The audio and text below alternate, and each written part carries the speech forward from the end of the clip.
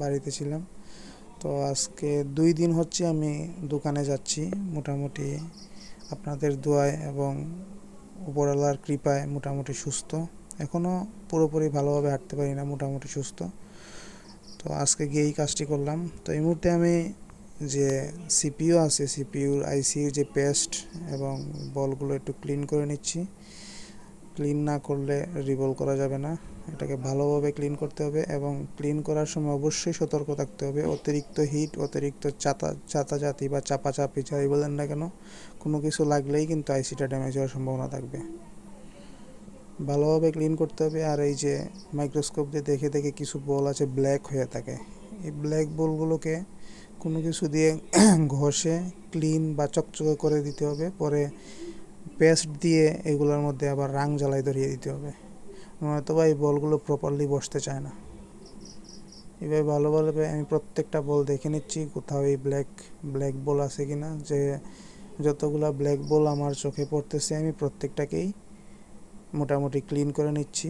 এবং আমি আইসিটাকে পুরোটা আইসি ভালো করে দেখব কোথাও কোনো ব্ল্যাক বল বা কোনো সমস্যা আছে কিনা।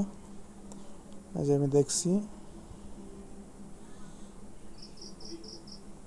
দেখে নিব আমি ভালো করে কোনো জায়গায় কোনো কিছু আছে কিনা। তো এই মুহূর্তে আমি রিভলভ করে নিব। আমি মূলত রিভলভ করি হচ্ছে 183 পিপিডি দিয়ে, 200 দিয়েও করা যায়।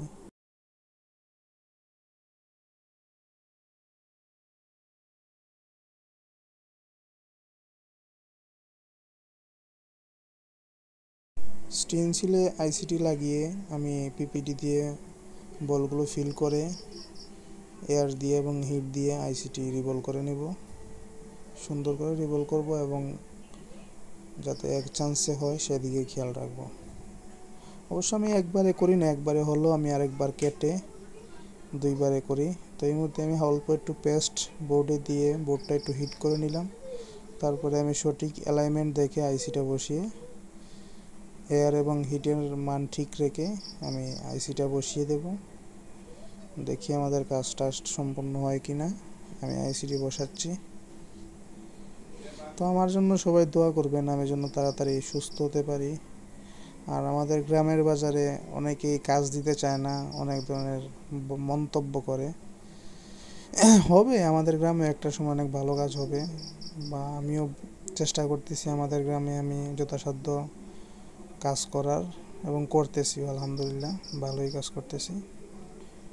অনেক কাজই আমি করি যেগুলি অনেকেই বলে যে পড়ালেখা ছাড়া বা টাউন ছাড়া হবে না, সেগুলো আমি